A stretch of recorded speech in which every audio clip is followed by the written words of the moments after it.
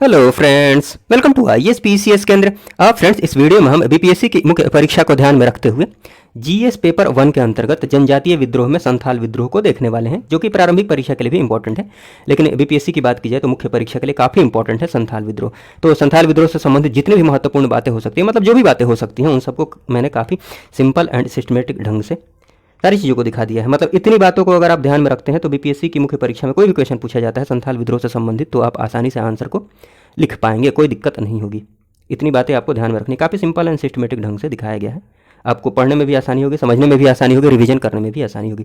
खैर चलिए, बिना किसी देरी के इस वीडियो को शुरू करते हैं। संथाल विद्रोह की बात की जाए तो देखिए, ये सारी बातें तो आपको पता है। मैंने पुराने वाले वीडियोज में, मतलब पहले भी वीडियो बनाया है, तो उसमें बताया है कि जो भूमिका होती है, मतलब आंसर जो होता है कैसे लिखना होता है, मॉडल आंसर मैंने प्रोवाइड किया है। फिर से मैं प्रोवाइड करूंगा, टेंशन लेने की आपको जरूरत नहीं है।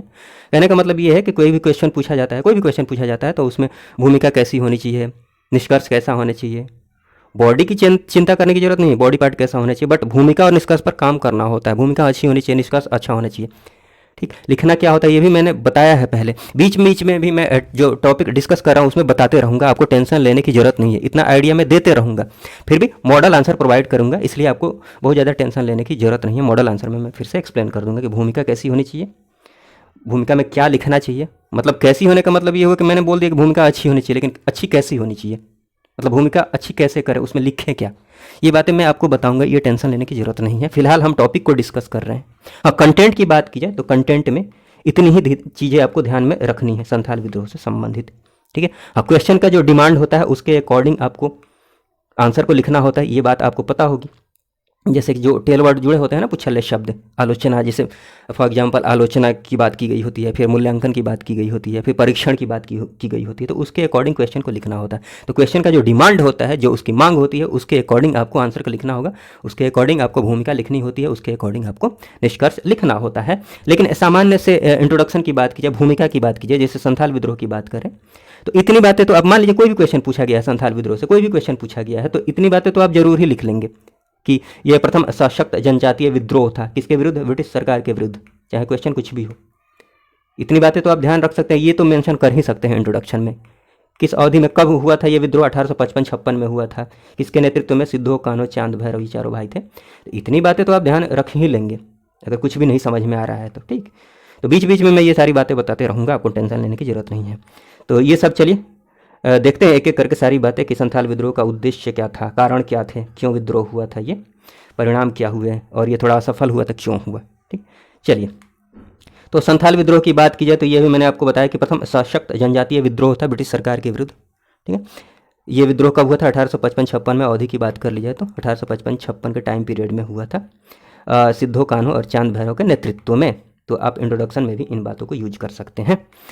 संथालों का जो मुख्य निवास था ना, कहाँ विद्रोह हुआ था, इनका जो मुख्य निवास था, ये आप ध्यान रख सकते हैं, दामने कोह। ये तो जरूरी ध्यान रख लीजिएगा, बाकी बातें ध्यान में रहे या ना रहे। दामने कोह के अंतर्गत ये बिहार के भागलपुर से लेकर ये राजमहल तक का जो राजमहल पहाड़ी जो है, राजमहल तक का जो विस्तृत क्षेत्र है ना, वो दामने कोह के अंतर्गत आता है। ये भी ध्यान रख सकते हैं, संथाल परगना। तो हाँ, ये भी आप इंट्रोडक्शन में यूज कर लेंगे। ये इंपॉर्टेंट बात है कि इस विद्रोह का उल्लेख कार्ल मार्क्स एवं रविंद्रनाथ टैगोर के द्वारा भी किया गया है। संथाल विद्रोह का उल्लेख, ये इंपॉर्टेंट बात है, इंट्रोडक्शन में यूज कर सकते हैं।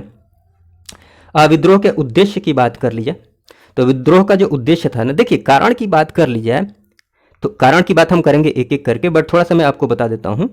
हुआ क्या कि जैसे कि कोई भी जनजातीय थे, उनका अपना कल्चर था, उनकी अपनी संस्कृति थी, रहन सहन, जीवन पद्धति अपनी थी, अपने अकॉर्डिंग वो जीते थे। संथाल की बात कर ली जाए तो ये भी जंगलों पर डिपेंडेंट थे, वन पर डिपेंडेंट थे।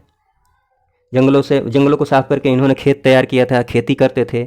जंगलों से इनको ईंधन के लिए लकड़ियाँ मिल जाती थी, इनके जो पशु थे उनको चारा मिल जाता था। ठीक, तो ये सारी चीज़ें थी, आप ये मस्ती में अपना जीवन यापन कर रहे थे। बाद में इसमें हस्तक्षेप हो जाता है ब्रिटिश का, बाहरी लोगों का, जिनको ये क्या बोलते हैं, दिकू बोलते हैं। बाहरी लोगों का हस्तक्षेप हो जाता है, बहुत सारे नियम कानून बना देते हैं। तो ये जंगलों से लकड़ियाँ भी नहीं ले सकते थे, काट सकते थे अपनी अकॉर्डिंग। आप समझ पा रहे हैं इन बातों, सारी बातों को मैंने मेंशन किया, आपको टेंशन लेने की जरूरत नहीं है, मैं मोटा मोटी आपको बता रहा हूँ। ठीक, तो मतलब बाहरी लोगों का, मतलब ब्रिटिश सरकार का हस्तक्षेप शुरू हो जाता है। अब ब्रिटिश सरकार के जो भी आदमी है, पुलिस है उनकी, चाहे जमींदार, साहूकार, जो भी लोग हैं, उनके द्वारा इनका शोषण शुरू हो जाता है। खैर, ये सारी बातें एक एक करके हम देख लेंगे, बट चलिए, तो कारण हम देखेंगे, उसके पहले आप जान लीजिए कि इसका उद्देश्य क्या था, आखिर ये विद्रोह हुआ क्यों था। तो कारण इसलिए मैंने थोड़ा सा बताया है ताकि आपको उद्देश्य समझ में आ जाए। तो उद्देश्य यही था कि संथाल जो परगना क्षेत्र है ना, यहाँ से बाहरी जो लोग थे, अर्थात उनको दिकू बोलते थे बाहरी लोगों को, उनको यहाँ से भगाना। ठीक है, सिंपल सी बात है, आप ध्यान रख सकते हैं। ब्रिटिश सत्ता का जो वहाँ पर राज था उनको समाप्त करना और स्थानीय स्वशासन को स्थापित करना उद्देश्य था इस विद्रोह का। न्याय व धर्म का राज स्थापित करना इनका उद्देश्य था। ठीक है ना, अपने यहाँ मतलब जो उनका क्षेत्र था, जनजातीय क्षेत्र था, वहाँ पर ये सारी बातें थी। तो ये बहुत मुश्किल बातें नहीं, आप आसानी से ध्यान रख सकते हैं, मैंने काफ़ी अच्छे से दिखाया भी है, तो रिवीजन बार बार करते रहिए। उसके बाद ये मैप में भी आप दिखा सकते हैं, जो ऊपर मैंने बताया ना दामने को, ये पश्चिम बंगाल, बिहार, झारखंड का, मुख्यतः तो झारखंड वाले क्षेत्र में आता है, बट पश्चिम बंगाल और बिहार का भी कुछ हिस्सा आता है इसके अंतर्गत। तो बस इतना आप दिखा देंगे ना ऐसे दामने को मैप में, तो काम चल जाएगा। और इससे क्या होगा कि आपका अच्छा भी लगेगा और मार्क्स भी मिल जाएंगे, जगह भी आपको क्या बोलते हैं, पेज भी आपका भर जाएगा। मैप और फ्लो चार्ट बनाने से क्या होता है ना, एक तो आपको आंसर लिखने में टाइम कम लगेगा और मार्क्स भी मिलते हैं, ये फ़ायदा होता है। इसलिए आप जहाँ भी स्कोप हो वहाँ पर मैप यूज कीजिए, जहाँ स्कोप हो आप फ्लो चार्ट यूज कीजिए। ठीक है, चलिए कारण की बात कर ली जाए तो कारण में बहुत सारे कारण थे। आर्थिक कारण भी थे, धार्मिक कारण भी, सामाजिक कारण भी, राजनीतिक कारण भी। तो एक एक करके हम देखते हैं। आर्थिक कारण में बात की जाए तो देखिए, वो सामूहिक खेती करते थे, सामूहिक खेती पर इन्होंने आघात किया। इन्होंने कहने का मतलब यहाँ मैंने मेंशन नहीं कि आप समझ जाइएगा, ब्रिटिश हुकूमत ने, ब्रिटिश राज ने, उनका हस्तक्षेप शुरू हो गया, सामूहिक खेती पर आघात किया गया।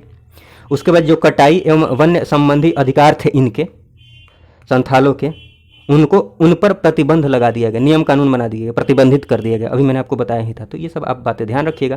संथालों से बेगारी कराई गई, ज़बरदस्ती मजदूरी कराई गई, बेगारी कराई गई, बिना मजदूरी के, मतलब फ्री में काम कराया गया। आप समझ पा रहे हैं, या फिर बहुत कम मजदूरी में, बहुत कम क्या बोलते हैं उसको, मेहनताना में मजदूरी कराई गई, कम पैसे में।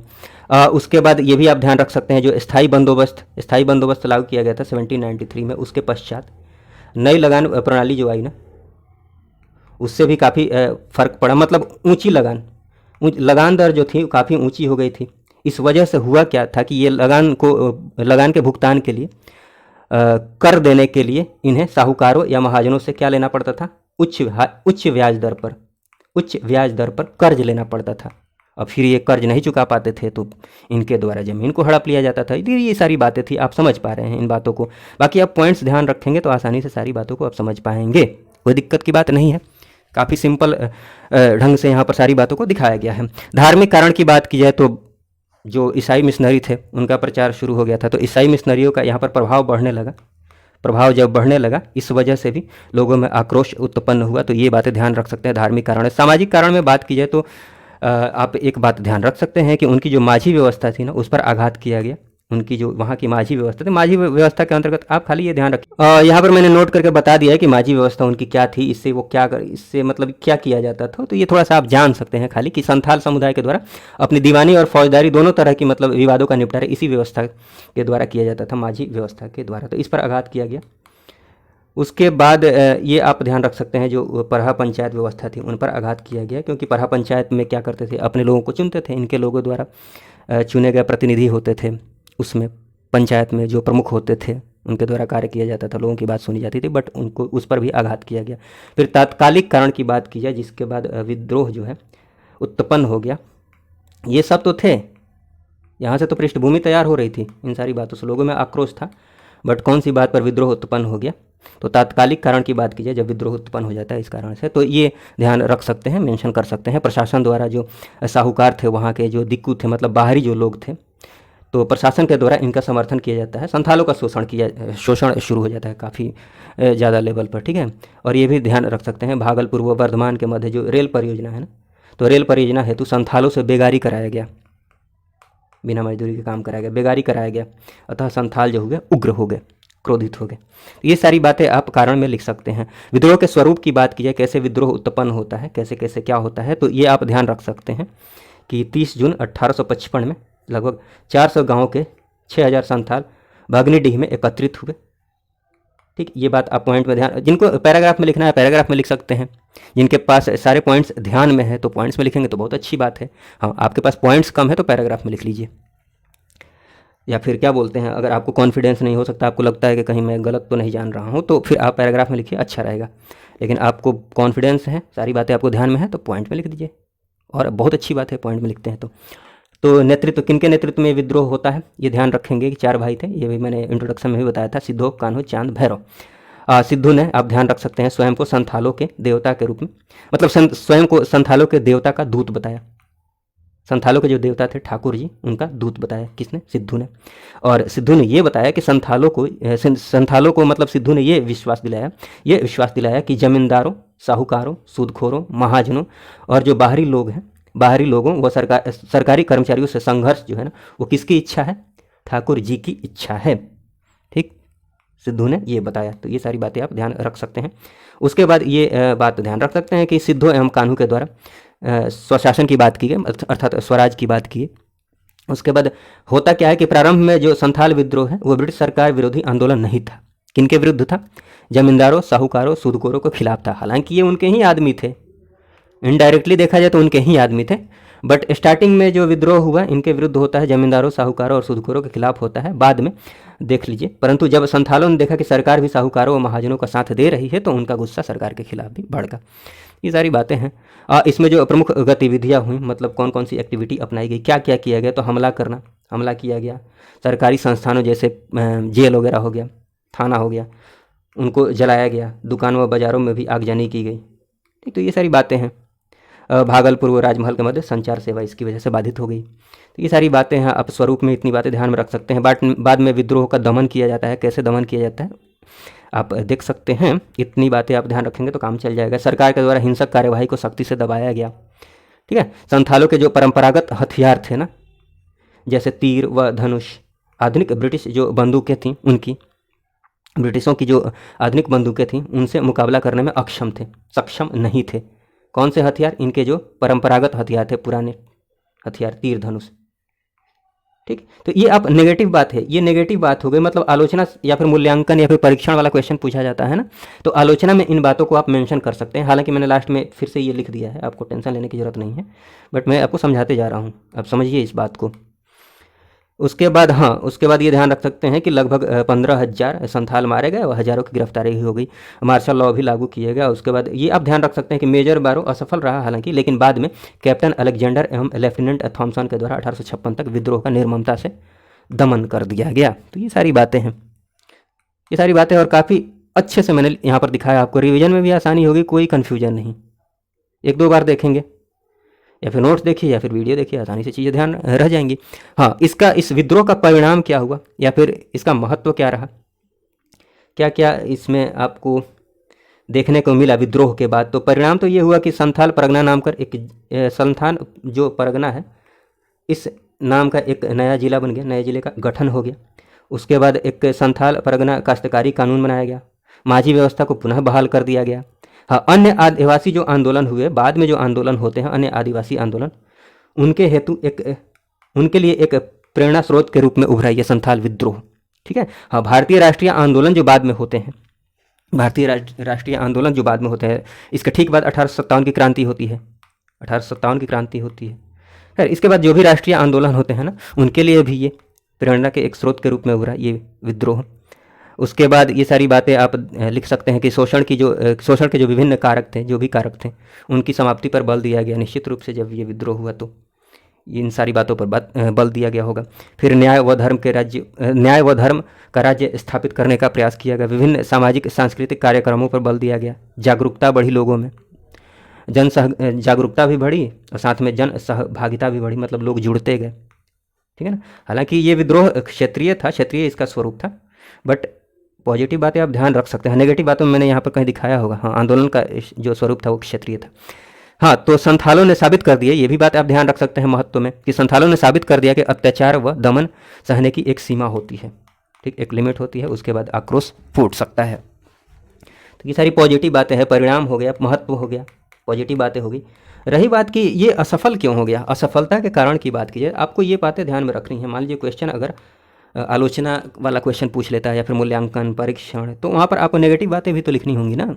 तो असफलता के कारण में इन बातों को आप ध्यान रख सकते हैं। जैसे संथालों ने जो हथियार यूज किया वो परंपरागत हथियार थे, और उनके जो हथियार थे वो आधुनिक हथियार थे।